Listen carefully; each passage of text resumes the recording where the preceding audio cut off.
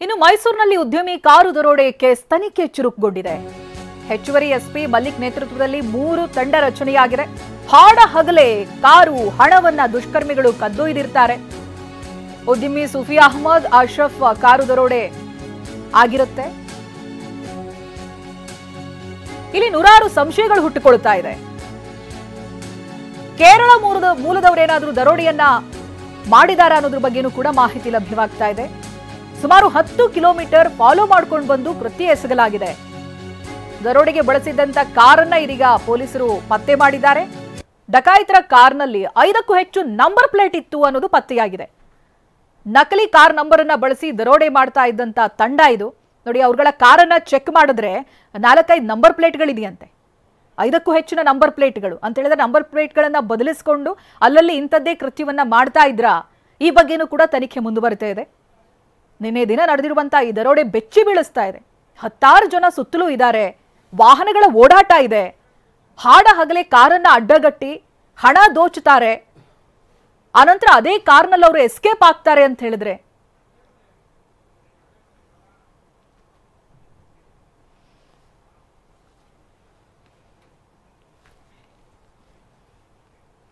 ಇನ್ನು ಮಂಗಳೂರಿನಲ್ಲೂ ಕೂಡ ದರೋಡೆ ಪ್ರಕರಣ ಆಗಿತ್ತು. ಇದ್ರ ಬಗ್ಗೆ ಮಾಹಿತಿಯನ್ನ ಕೊಡೋದಕ್ಕೆ ನಮ್ಮ ಪ್ರತಿನಿಧಿ ಪೃಥ್ವಿರಾಜ್ ಸಂಪರ್ಕದಲ್ಲಿದ್ದಾರೆ. ಜೊತೆಗೆ ಮೈಸೂರಿನ ಪ್ರಕರಣಕ್ಕೆ ಸಂಬಂಧಪಟ್ಟ ಹಾಗೆ ರಾಮ್ ಇದ್ದಾರೆ. ಜೊತೆಗೆ ಬೀದರ್ನ ಪ್ರಕರಣಕ್ಕೆ ಸಂಬಂಧಪಟ್ಟ ಹಾಗೆ ಪ್ರತಿನಿಧಿ ಸುರೇಶ್ ಮಾಹಿತಿಯನ್ನ ಕೊಡ್ತಾ ಇದ್ದಾರೆ.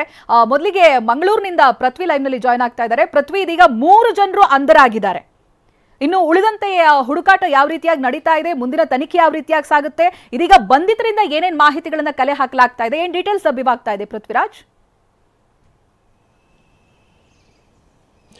ಖಂಡಿತ ಚೈತ್ರ, ಏನು ನಿನ್ನೆ 3 ಜನ ಅರೆಸ್ಟ್ ಮಾಡಲಾಯಿತು. ಸೊ ಈ 3 ಜನರಿಂದ ಸಾಕಷ್ಟು ಮಾಹಿತಿಯನ್ನು ಪಡೀಲಿಕ್ಕೆ ಎಲ್ಲ ಪೊಲೀಸರು ಎಲ್ಲ ರೀತಿಯಲ್ಲಿ ಸಿದ್ಧತೆಗಳನ್ನು ಮಾಡ್ಕೊಂಡಿರುವಂಥದ್ದು. ಯಾಕೆಂತ ಹೇಳಿದರೆ ಅವ್ರನ್ನ ಏನು ಅರೆಸ್ಟ್ ಮಾಡಿದ್ರು ಅಂದರೆ ತಮಿಳುನಾಡಿನಲ್ಲಿ 2 ಮತ್ತು ಮುಂಬೈ ಮಹಾರಾಷ್ಟ್ರ ವ್ಯಾಪ್ತಿಯಲ್ಲಿ ಒಬ್ಬನನ್ನು ಅರೆಸ್ಟ್ ಮಾಡಿದ್ರು. ಸೊ ಈಗ ಆ 3ರನ್ನು ಕೂಡ ಒಂದು ಕಡೆಗೆ ಕರ್ಕೊಂಡು ಬರ್ತಾ ಇದ್ದಾರೆ. ಸೊ ಅವ್ರನ್ನ ಇಂಟ್ರಾಗೇಷನನ್ನು ಮಾಡಿ ಪ್ರಾಥಮಿಕ ಮಾಹಿತಿಯನ್ನು ಈಗ ಪಡಿತಾರೆ. ಅಂದರೆ ಫಸ್ಟ್ ಇವಾಗ ಅವ್ರ ಹತ್ರ ಏನು ಇನ್ಫಾರ್ಮೇಷನ್ ಪಡಿತಾರೆ ಅಂತ ಹೇಳಿದರೆ ಇನ್ನು ಉಳಿದಂಥವ್ರು ಯಾರು, ಅವ್ರು ಎಲ್ಲಿದ್ದಾರೆ ಮತ್ತು ಕದ್ದಂತಹ ಮಾಲ್ ಎಲ್ಲಿದೆ. ಸೊ ಇದು ತುಂಬ ಇಂಪಾರ್ಟೆಂಟ್ ಆಗಿರುತ್ತೆ.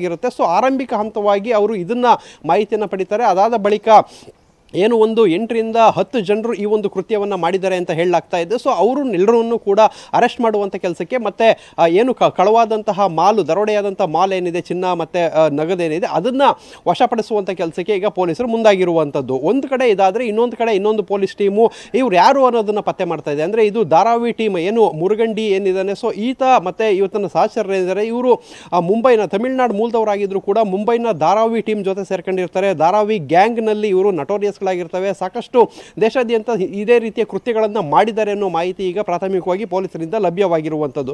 ಸೊ ಈ ಧಾರಾವಿ ಟೀಮ್ನಲ್ಲಿ ಯಾರ್ಯಾರಿದ್ರು, ಕರ್ನಾಟಕಕ್ಕೆ ಯಾವ ರೀತಿ ಟಾರ್ಗೆಟನ್ನು ಮಾಡಿದ್ರು, ಇಲ್ಲಿನ ಸ್ಥಳೀಯರ ಜೊತೆ ಯಾವ ರೀತಿ ಲಿಂಕನ್ನು ಬೆಳೆಸಿದ್ರು ಅನ್ನೋ ನಿಟ್ಟಿನಲ್ಲೂ ಕೂಡ ಪೊಲೀಸರು ತನಿಖೆಯನ್ನು ಮಾಡ್ತಾ ಇದ್ದಾರೆ. ಸದ್ಯಕ್ಕೆ 2 ತಿಂಗಳ ಹಿಂದೆ ಇವರು ಬಂದು ರೆಕ್ಕಿ ಮಾಡ್ತಾರೆ. ಆ ಒಂದು ಕೋಟೆಕಾರು ಬ್ಯಾಂಕ್ ಸುತ್ತಮುತ್ತ ಮತ್ತು ದಕ್ಷಿಣ ಕನ್ನಡ ಜಿಲ್ಲೆಯಲ್ಲಿ ರೆಕ್ಕಿ ಮಾಡ್ತಾರೆ.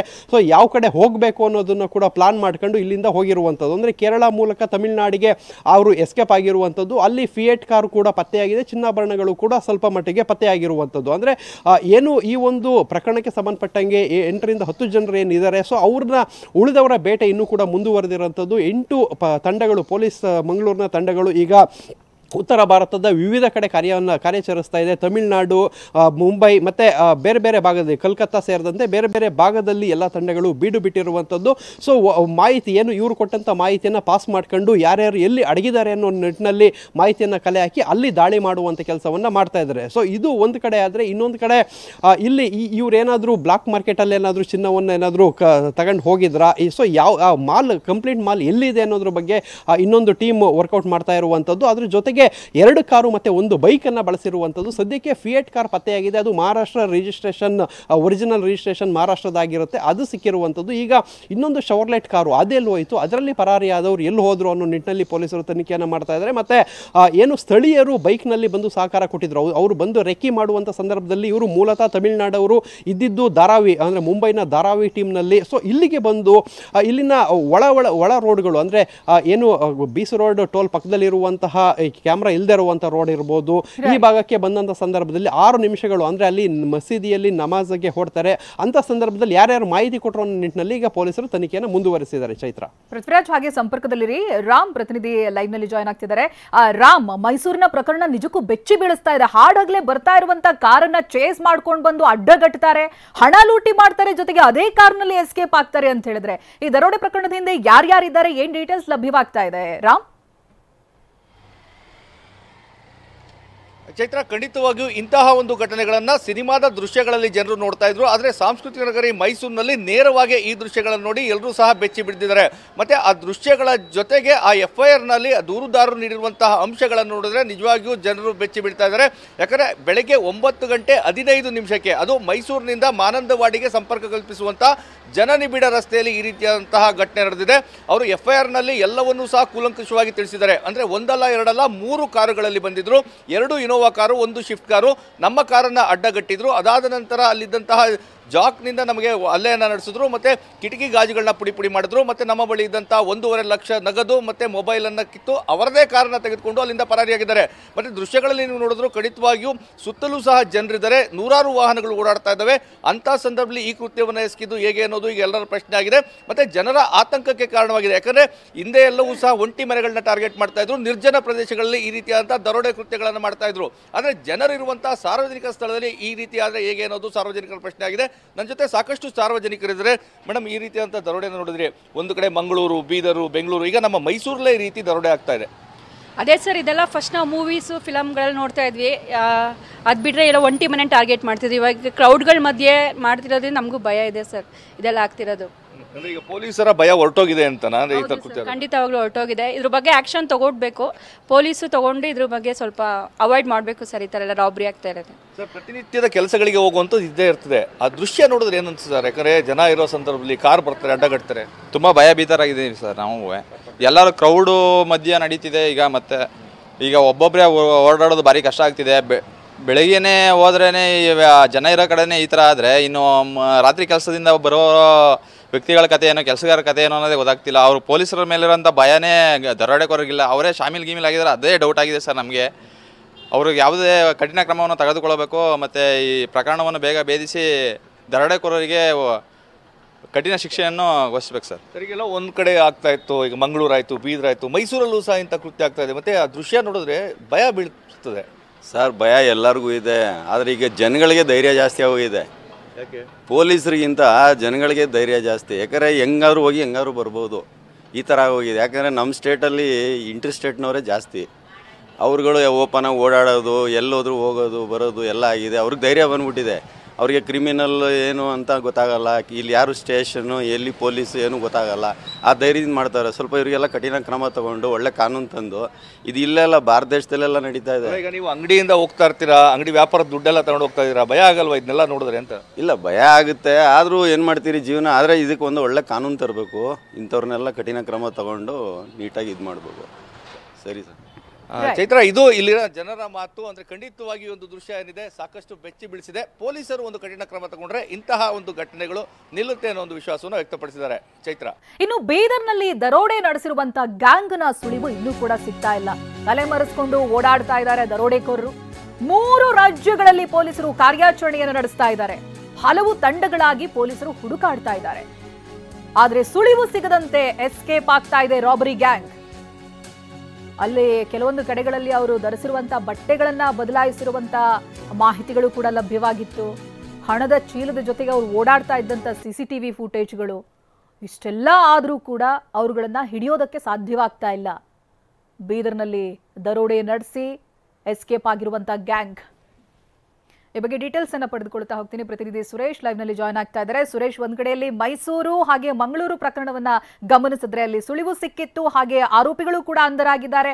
ಬಟ್ ಈ ಬೀದರ್ನ ಪ್ರಕರಣ ಅಂತ ಬಂದಾಗ ಈ ಪೊಲೀಸರ ತನಿಖೆ ನಿಧಾನವಾಗ್ತಾ ಇದೆಯಾ ಅಥವಾ ದರೋಡೆಕೋರರು ತುಂಬಾ ಫಾಸ್ಟ್ ಆಗಿ ಯೋಚನೆ ಮಾಡ್ತಾ ಇದ್ದಾರಾ? ಏನ್ ನಡೀತಾ ಇದೆ, ಏನ್ ಸುಳಿವು ಸಿಗ್ತಾ ಇದೆ ಸುರೇಶ್?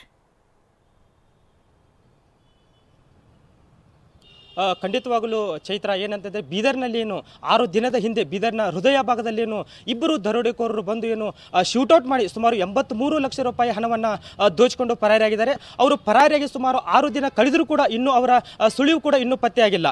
ಬೀದರ್, ಮಹಾರಾಷ್ಟ್ರ ಮತ್ತು ತೆಲಂಗಾಣ ಈ 3 ರಾಜ್ಯದ ಪೊಲೀಸರು ಅವರ ಕಳೆದ 6 ದಿನದಿಂದ ಅವರ ನಿರಂತರವಾಗಿ ಅವರು ಎಲ್ಲಿದ್ದಾರೆ ಏನು ಮಾಡ್ತಿದ್ದಾರೆ ಅನ್ನೋ ಮಾಹಿತಿ ಕಲೆ ಹಾಕುವಂಥ ಪ್ರಯತ್ನನೂ ಕೂಡ ಮಾಡ್ತಿದ್ದಾರೆ. ಅದು ಇನ್ನೂವರೆಗೂ ಅವರು ಪತ್ತೆಯಾಗಿಲ್ಲ ಅಂತಲೇ ಹೇಳ್ಬೋದು. ಯಾಕೆಂದರೆ ಒಂದು ಮೂಲಗಳ ಪ್ರಕಾರ ಅವರು ಈ ಕಡೆ ಉತ್ತರ ಭಾರತದ ಬಿಹಾರ ಅಥವಾ ಛತ್ತೀಸ್ಗಢದಲ್ಲಿ ಹೋಗಿ ತಲೆ ಮರೆಸಿಕೊಂಡಿದ್ದಾರೆ ಅನ್ನೋ ಮಾಹಿತಿ ಕೂಡ ಈಗಾಗಲೇ ಪೊಲೀಸರಿಗೆ ಗೊತ್ತಾಗಿರ್ತಕ್ಕಂಥದ್ದು. ಹೀಗಾಗಿ ಸುಮಾರು ಒಂದು 10 ತಂಡನೂ ಕೂಡ ಈಗಾಗಲೇ ಮಹಾರಾಷ್ಟ್ರ, ತೆಲಂಗಾಣ ಮತ್ತು ಬೀದರ್ನ ಈ 3 ರಾಜ್ಯದ ಸುಮಾರು 10 ತಂಡವನ್ನು ಕೂಡ ಈಗ ರಚನೆ ಮಾಡಿಕೊಂಡು ಅವ್ರು ಎಲ್ಲಿದ್ದಾರೆ ಜಾಡನ್ನು ಪತ್ತೆ ಹತ್ತುವಂಥ ಕೆಲಸನೂ ಕೂಡ ಇಲ್ಲಿ ಮಾಡ್ತಿದ್ದಾರೆ. ಪೊಲೀಸರು ಕೂಡ ಎಲ್ಲ ಆ್ಯಂಗಲಿಂದನೂ ಕೂಡ ಅವ್ರನ್ನ ಹುಡುಕುವಂಥ ಪ್ರಯತ್ನ ಕೂಡ ಮಾಡ್ತಿದ್ದಾರೆ. ಮತ್ತು ಅವ್ರೇನು CCTV ಕ್ಯಾಮ್ರಾಗಳಿರ್ಬೋದು ಎಲ್ಲವನ್ನೂ ಕೂಡ ಸರ್ಚ್ ಮಾಡಿ ಅವ್ರು ಎಲ್ಲಿರುವಂಥ ಸ್ಥಳನೂ ಕೂಡ ಅವರು ಪತ್ತೆ ಹಚ್ಚಿದ್ದಾರೆ ಅಂತಲೂ ಹೇಳ್ಬೋದು. ಆದರೆ ಇನ್ನೂವರೆಗೂ ಕೂಡ ಅವರನ್ನು ಬಂಧನ ಮಾಡುವಂಥ ಕೆಲಸನೂ ಕೂಡ ಈಗ ಗೊತ್ತಾಗ್ತಾ ಇಲ್ಲ. ಹೀಗಾಗಿ ಇದು ಸಹಜವಾಗಿ ಬೀದರ್ ನಗರದ ಜನರಲ್ಲೂ ಕೂಡ ಒಂದು ಆತಂಕನ ಸೃಷ್ಟಿ ಮಾಡಿರ್ತಕ್ಕಂಥದ್ದು. ಯಾಕಂದರೆ ಬೀದರ್ನ ನಗರದಲ್ಲಿ ಹಾಡು ಹಗಲೇ ಬೀದರ್ನ ಹೃದಯ ಭಾಗದಲ್ಲಿ ಅಂತಂದರೆ ಈ ಕಡೆ ಜಿಲ್ಲಾಧಿಕಾರಿ ಕಚೇರಿ ಇದೆ, ಈ ಕಡೆ ಒಂದು ಕೋರ್ಟ್ ಇದೆ, ಜಿಲ್ಲಾ ನ್ಯಾಯಾಲಯ ಇದೆ. ಇದರ ಪಕ್ಕದಲ್ಲೇ ಒಂದು ಬಹುದೊಡ್ಡ ಒಂದು ಏನು ದರೋಡೆ ಮಾಡ್ಕೊಂಡು ಅವ್ರು ಇಲ್ಲಿಂದ ಪರಾರಿಯಾಗಿದ್ರು. ಇನ್ನೂ ಕೂಡ ಅವರ ಸುಳಿವು ಸಿಗದೆ ಇರೋದು ಈಗ ಸಾಕಷ್ಟು ಬೀದರ್ ಜಿಲ್ಲೆಯ ಜನರ ಒಂದು ಆತಂಕ ಕೂಡ ಈಗ ಕಾರಣ ಆಗಿರ್ತಕ್ಕಂಥ. ನಮ್ಮ ಜೊತೆಗೆ ಈಗ ಮಾತಾಡಲಿಕ್ಕೆ ಬೀದರ್ ನಗರದ ಕೆಲವೊಂದು ನಿವಾಸಿಗಳಿದ್ದಾರೆ. ಈ ದರೋಡೆ ಪ್ರಕರಣದ ಬಗ್ಗೆ ಅವ್ರು ಏನು ಹೇಳ್ತಾರೆ ಅಂತ ಕೇಳೋಣ. ಈಗ ದರೋಡೆ ಒಂದು 5-6 ದಿನ ಆಯಿತು, ಇನ್ನೂವರೆಗೆ ಸುಳಿವು ಕೂಡ ಸಿಕ್ಕಿಲ್ಲ. ತಾವೇನು ಹೇಳ್ತೀರಿ ಅಂತ? ಸರ್, ಇವತ್ತು ಬೀದರ್ ಜಿಲ್ಲೆ ನೋಡ್ಬೋದು. ಬೀದರ್ ಜಿಲ್ಲೆ ಅಂತಂದರೆ ಅತ್ಯಂತ ಶಾಂತವಾದ ಜಿಲ್ಲೆ. ಇಲ್ಲಿ ಸೂಫಿ ಸಂತರು ಶರಣರು ನಡೆದಾಡಿದಂಥ ಬೀದರ್ ನಮ್ಮದು. ಇವತ್ತು ಏನಾಗಿದೆ ಅಂತಂದರೆ ಹಗಲು 11 ಗಂಟೆಗೆ ಯಾವುದೋ ಒಂದು ಬಿಹಾರ್ UPಲಿಂದ ಬಂದು ದರೋಡೆಕೋರರು ಬಂದು ಬೀದರ್ ನಗರದಲ್ಲಿ ಬಂದು ATM ಸಿಬ್ಬಂದಿ ಜೊತೆ ಇದು ಮಾಡಿ ಮತ್ತು ಕ್ಯಾಶ್ ತೊಗೊಂಡು ಅಲ್ಲೊಂದು ಗುಂಡಿಟ್ಟು ಒಬ್ಬನ ಸಾವು ಇದು ಮಾಡಿ ಇವತ್ತು ದುಡ್ಡು ಹೋಗ್ತಾರೆ ಅಂತಂದರೆ ಇವತ್ತು ಭದ್ರತಾದ ಒಂದು ವೈಫಲ್ಯ ಸಂಪೂರ್ಣವಾಗಿ ಕಾಣ್ತಾ ಇದೆ. ಇವತ್ತು ಕರ್ನಾಟಕದಲ್ಲಿ ಯಾವ ರೀತಿ ಆಗ್ತಾ ಇದೆ ಅಂದರೆ ಗುಂಡಾ ಸರ್ಕಾರ ಆಗ್ತಾ ಇದೆ. ಇವತ್ತು ಮೈಸೂರಿನಲ್ಲಿ ದರೋಡೆ ಮಾಡಿದಿರ್ಬೋದು ನೋಡಿದಾಗ, ಉಡುಪಿಯಲ್ಲಿ ದರೋಡೆ ಮಾಡಿದಿರ್ಬೋದು ನೋಡಿದ್ದು, ಎಲ್ಲಿ ನೋಡಿದ್ರೆ ದರೋಡೆಗಳು ಬೆಳಗಾದರೆ ದರೋಡೆ ಆಗ್ತಾ ಇದೆ. ಇವತ್ತು ಜನರು ಏನಾಗಿತ್ತು ಅಂತಂದರೆ ಬೆಳಗಾಗಿ ಎದುರುಗಳು ಏನಾಗುತ್ತೋ ದುಡ್ಡು ಹೋಗುತ್ತೋ ಇನ್ನು ಬ್ಯಾಂಕ್ನಲ್ಲಿ ಇಡಬೇಕು ಅಂತೇಳಿ ತೊಂದರೆ ಇದು ಆಗ್ತಾ ಇದೆ sir. Right. Thank you Suresh ಮಾಹಿತಿಗಾಗಿ.